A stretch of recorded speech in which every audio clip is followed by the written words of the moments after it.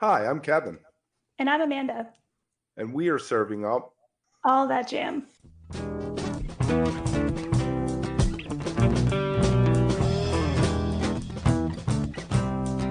All That Jam, Quick Hit. Getting to know Joe Winograd. For everybody out there, could you share a little bit about what you do? Mhm. Where you're based, how you got into it, that kind of thing. Sure. I describe myself like not only being an artist or a graphic designer, but I consider myself more of like a creative director or a leader in that way. A lot of what I do is for the music industry, whether it is working directly with bands, working directly with like band managers and agents, or even being pretty hands on with record labels and publishing companies and people that do more like bigger picture campaigns or sort of have these like lasting legacy opportunities for artists over time. One of the great things I've gotten to do over this last year is I've become the new like leader of like the art department or the art director for Color Red Music, which is an independent uh, music label based out in Denver, and it's founded by Eddie Roberts, the guitar player from the New Master Sounds. So like so much of what they do is what's described as like vintage sounds with a modern soul, and like so much of what they're doing is like giving reverence to rock and blues history of the past, and they're also working with contemporary and like emerging new musicians and artists and trying to like drive music culture to the future, continuing on like where things have grown from, what were the excellent jazz and blues albums from the 50s and the 60s, how are artists still like feeling nostalgic or like finding inspiration in those records and in that music, and then giving opportunity for new artists to record and explore that music and to like find opportunities to put out new music in the world in that way. And being a part of that has been really exciting for me because it's an opportunity for me to think well more beyond like what is the concert poster for a single event, or what is an art project for a music festival, or what is something that has like a very like short-term lifespan. One of the things that I think a lot about with working for like record labels or working for bands on like a grander trajectory for what they're doing for like their vision or their branding or just how they present themselves is thinking about you know where did they start, like where are they headed, like what is sort of the experience that they're trying to create for their audience or for their fans, what is the story they're trying to tell, and what are ways that I can be part of that, or the ways that I can be the sidekick to like their hero story of we're on this mission, we're trying to do this for others, we're trying to create this experience, we're trying to drive this story or make this emotional connection through our music, and how can I get them to like find the right people for that, or how can I help them grow and expand and just be a stronger influence in that mission. That's pretty awesome. And I love the Color Red connection. I live in Denver.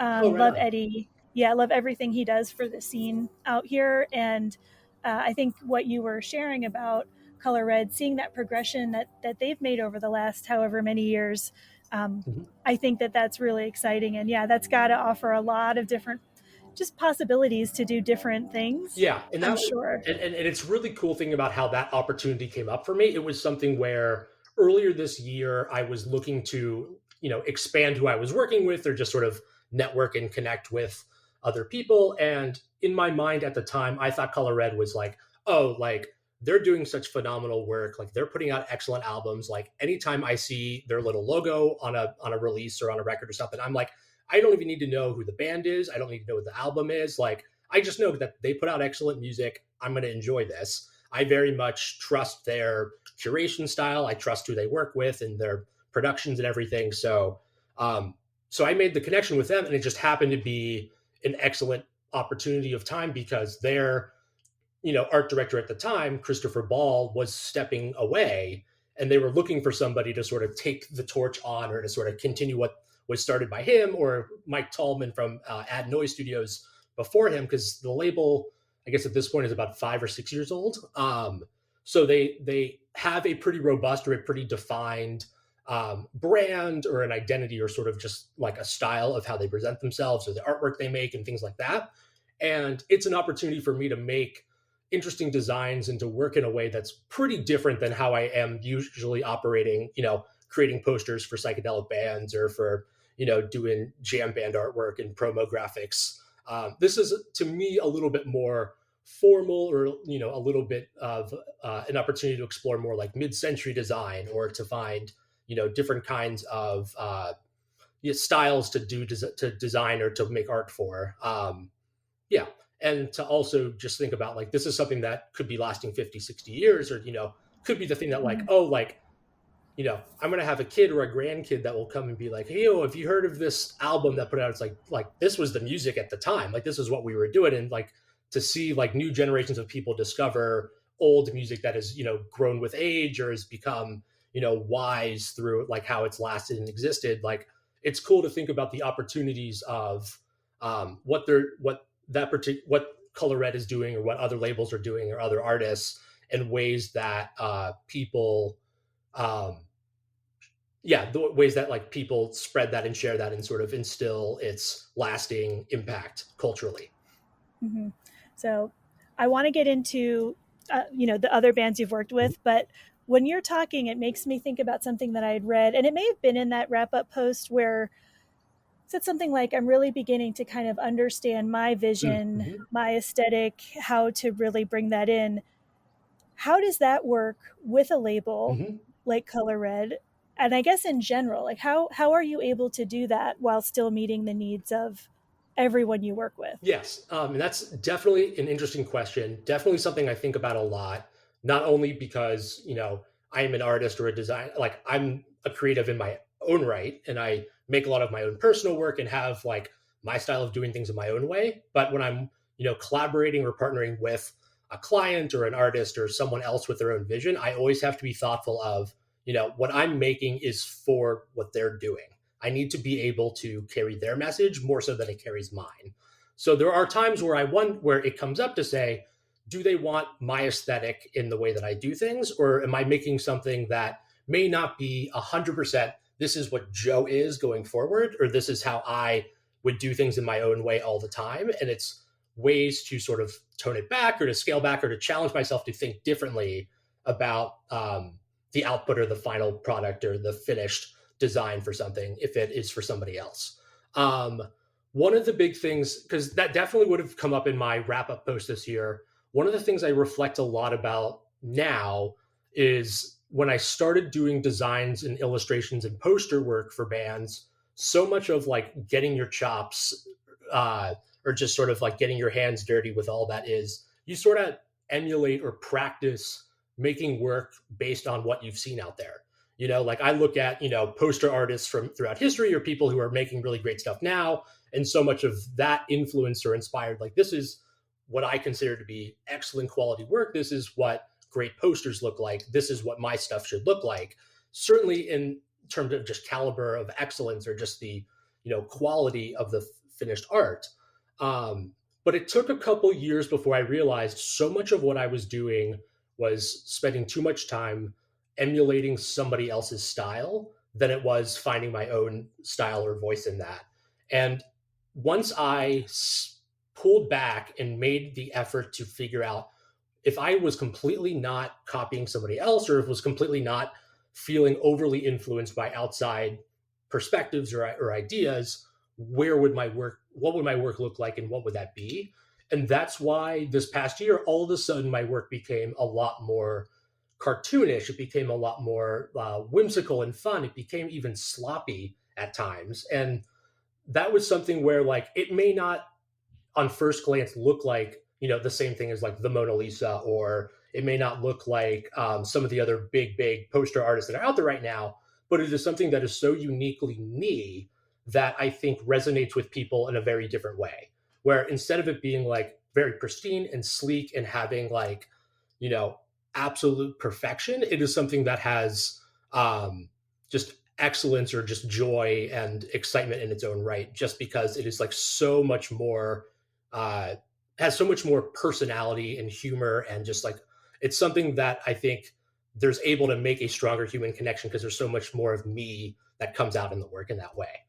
And I definitely believe that so much of that also comes in line with, everybody talking and thinking about where AI art is coming in with all of this, because, that is becoming such a big tool or something that, is stirring a lot of controversy or conversations of like, where is this going to lead as far as how people are making art, how people are consuming art, how people are going to pay for commissions or designers, or where that's all going to go. And a lot of people are thinking this means everyone's going to be looking for this like very sleek, very finished, refined final piece that looks like it went through like this, finished, varnished ending to it, that it looks like it's like, this is as perfect as it gets. And I saw all of that and said, I'm going to do the opposite. I want to make stuff that looks more raw, looks more human, has more texture and has, wonkiness to it. It's something that is so different than what AI and computers and what like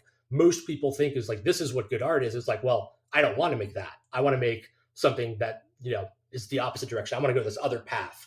So the notion that I've been thinking about lately, or the sort of mantra I've had for this year, has been, don't go for perfection, strive for excellence, because something can be very imperfect. Something can have, things that it fails to fulfill, or, there's no such thing as perfect for everybody in that way. So it's better for me to think about like, I can make something that is so imperfect, but is also incredibly excellent at delivering what I want to say. So what do you have going on this year? And actually, let's maybe in a practical sense too, if you want to share, the best places for people to find you or find your work, and then anything you've got coming up project-wise that you might want to talk about, that would be awesome. Sure. So initially, I would definitely say the best place to keep up with my work, like in the most immediate way, would be on Instagram. And that's just my name, like at Joe Winograd, as one word. If you want to see a slightly more formal version of like my portfolio or like the work that I do in a bit more of like a polished way, that would be on my website, which is joetut.com, JOETUT. And there's, pages there of like what I've done for stage productions, what I do for poster designs and album packages, as well as like music videos and things like that. There's also like a nifty bio that, opens up to a more formal CV if you're curious what my like art background is like, see what museums or galleries I've shown work in. And then apart from that, that's probably the best two outlets for that. And if you really want to dive deep into some more like bizarre, interesting, weird stuff, you can check out looking up my name either on Tumblr or on Giphy's website, just because I've had, a decade's worth of like bizarre GIFs and trippy animations and stuff like that from over the years. And you can see the really wonky stuff from way, way back when I was trying to figure out how to do stop motion by myself on like Photoshop when I was 20 or something like that. So that's always fun to go back to those. Yeah, I would say that. And then remind me what the project's coming up. So I think the nature of doing things that are based around like announcing events and promoting campaigns and stuff like that. So much of what I'm currently working on are things that like I can't really reveal what they are yet, but it's something where like right out of the gate, working for Color Red, we have a couple really excellent albums coming out this year with new artists and artists we've worked with in the past that I am very excited for. It's been an absolute honor and a thrill to be involved in just putting together the album packaging or to just be part of the promo campaigns and things like that. So there's a lot to look out there. I definitely recommend people consider signing up for their vinyl club at Color Red. That is probably the best way to stay up to date and to get all of the releases that they put out throughout the year on record as physical records. As I said earlier, like so much of the value of what they do is being excellent curators in taste and sound and having a phenomenal production on their finished product. So I definitely believe like saying yes and trusting their taste and like the way that they do things is an excellent way to just be exposed to way more music than you would otherwise find on your own. One thing that is being announced today is Troutstock Music Festival in middle of Massachusetts, like Worcester, Springfield area. This is my fourth year working closely with them. It is organized by the band Leon Trout, also from Massachusetts, and they put on a pretty fun festival with a couple dozen bands, and it's usually like out at a brewery with like a giant field. And I think last year it was at a brewery with like a bison farm next to it as part of the excitement. But they've had some really phenomenal acts like Talk or Consider the Source or Octave Cat, I think was on the lineup one year. But yeah, one of the big things that I think is being announced right now, end of January, are the dates and for when that's happening later this summer, the fourth year for that. And I'm excited to be a part of that once again. Yeah, so I think that's where I'm at. If you are enjoying All That Jam, please like and subscribe to our social media channels at All That Jam Pod on Twitter, Instagram, and Facebook, or visit our website, allthatjampod.com. Make sure to sign up for our email list and tune in every week for new episodes. Also, look for full interviews on our YouTube channel. And remember, stay beautiful, but don't stay underground too long.